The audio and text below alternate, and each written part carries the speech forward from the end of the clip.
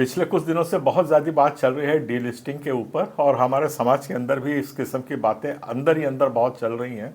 तो मैंने सोचा कि आज इसके ऊपर थोड़ा और वृहद चर्चा की जाए।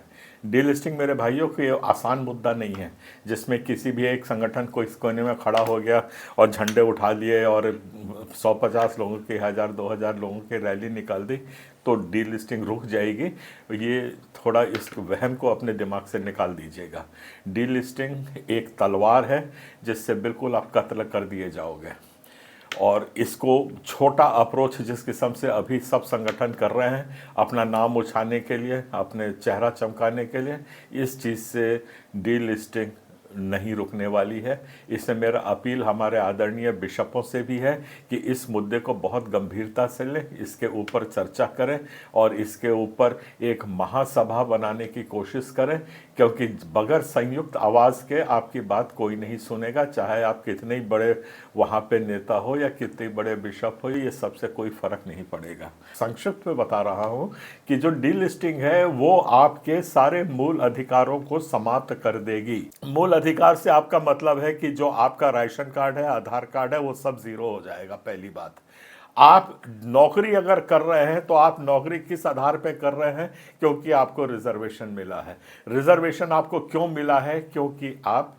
आदिवासी डिक्लेयर्ड हैं और आपको वो मूलभूत सुविधा मिली हुई है जिसके कारण आपको आज आप नौकरी कर रहे हैं। जो लोग जमीन जिसको जोतते हैं, जो जमीन का अधिकार है, भूमि का अधिकार है, वो सब समाप्त हो जाएगा। क्योंकि मुझको और बताने की जरूरत नहीं है, क्योंकि आदिवासी की जमीन का अधिकार सिर्फ आदिवासी ही उसको खरीद सकता है या उसको जोत सकता है।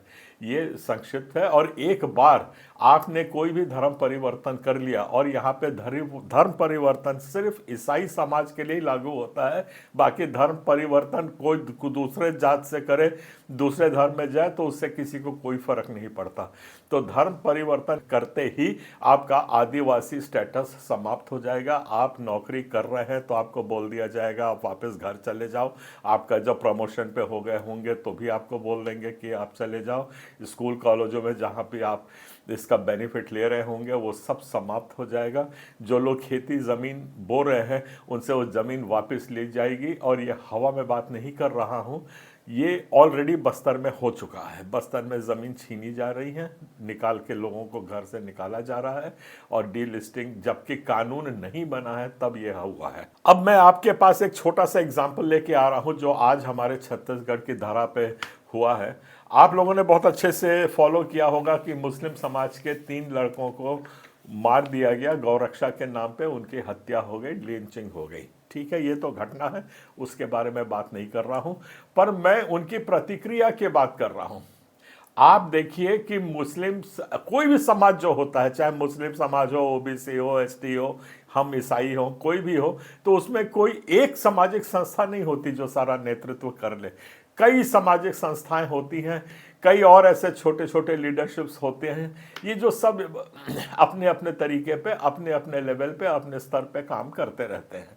अब ये जो ही इनके 3 लोग मारे गए तो इन लोगों ने एक महासभा बुलाई, मुस्लिम समाज ने एक महासभा बुलाई और उसमें जो कुछ भी उन लोगों ने पारित किया, और उसके सोचिए उस संगठन के कारण मुख्यमंत्री को जवाब देना पड़ा, जो मेरे स्क्रीन में आपको दिख रहा है। और मैं यहाँ पे अपने ईसाई समाज के बारे में थोड़ा सा चर्चा करना चाहूँगा। आप लोगों को मालूम होगा कि हमारे ऊपर 400 हमले पिछले समय हो चुके हैं, जिसमें कि हमारे 4 पादरियों की हत्या हो गई है। 2 बड़े बड़े कैथोलिक चर्च के ऊपर हमला हुआ है, जला दिए गए हैं। सैकड़ों की तादाद में लोग घर से बेघर हुए हैं, जमीनें छीनी गई हैं, ये सब हो चुका है। अब आ जाते हैं इस सरकार में। इस सरकार में भी 2 हत्याएं हो गई हैं। हर चर्च में रोज हमारा हमला हम लोग झेल रहे हैं। अगर आप ये सोचते हैं कि नहीं हमारे अब डीलिस्टिंग के लिए कांग्रेस हमारा साथ देगी या भाजपा हमारा साथ देगी, तो मेरे भाइयों ये पर्दा अपना चश्मे से उतार दीजिए और हकीकत जो है उस हकीकत को आप देखिए कि हकीकत क्या बोलती है। कांग्रेस के और भाजपा जितनी बड़ी पार्टियां हैं जो राष्ट्रीय स्तर पे काम करते हैं, इनकी एक मजबूरी है, अगर वो डीलिस्टिंग में हमारा साथ देते हैं और बोलते हैं कि हाँ, धर्म बदलने के बाद जैसा सुप्रीम कोर्ट ने कहा है हमारी जात नहीं बदलती, उस मुद्दे पे अगर हाँ पे हाँ मिलाते हैं तो उनका बहुत बड़ा वोट बैंक जो आदिवासियों का है वो भसक जाता है। तो वो आपका साथ क्यों देंगे? ये उनके ऊपर सबसे बड़ा जो समस्या उनकी होती है वो ये होती है, उनको सिर्फ वोट की गिनती समझ आती है, बाकी कोई गिनती समझ नहीं आती है। बीच में मुझको एक आलोचना सुनने को मिली है कि हम लोगों ने अपना एक राजनीतिक दल बना लिया है, ये कर लिया है और फिर इससे सारा समीकरण बदल गया है। तो आपका समीकरण साहब बिगड़ गया है और बिगड़ता ही जा रहा है।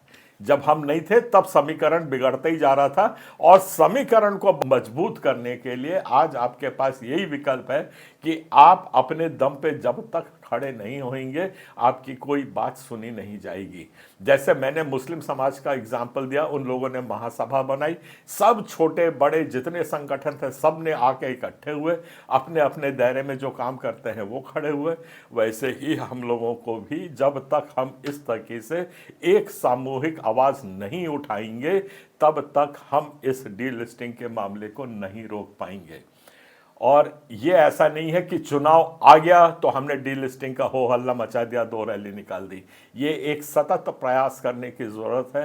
हमारे जितने भी संगठन हैं उनको साथ आना है, उनको आम महासभा बुलानी है। आपके जितने हमारे बिशप्स हैं, आर्क बिशप्स हैं, कैथोलिक के बिशप्स हैं और बड़े हैं, आपकी प्रॉपर्टी भी जाएगी।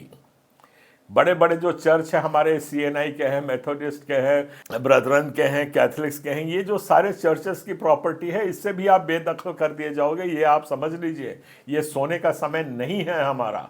तो जब तक आप इस दिशा में काम नहीं करेंगे, एक महासभा बुला करके आपस में मंथन नहीं करेंगे और एक संगठित आवाज़, जब तक जोरदार आवाज़ जिसमें अन्य प्रदेशों को भी साथ लेने का प्रयास होगा, तो ही जाकर के आप इस डीलिस्टिंग को रोक पाएंगे। मेरी बातों में अगर कुछ दम आपको लग रहा है और आप सोचते हैं कि तर्कशील है, तो आइए हम लोग संगठित हों। जितने भी हमारे छोटे बड़े संगठन हैं, कम से कम एक दिन के लिए उनके लीडर्स आकर के मिल करके मंथन करें। तो इन बातों को मैं आपके पास छोड़ के जा रहा हूँ। उम्मीद करता हूँ कि इसके ऊपर आप लोग जरूर विचार करेंगे और गंभीरता से विचार करेंगे। सबको जय जोहार, जय मसीह।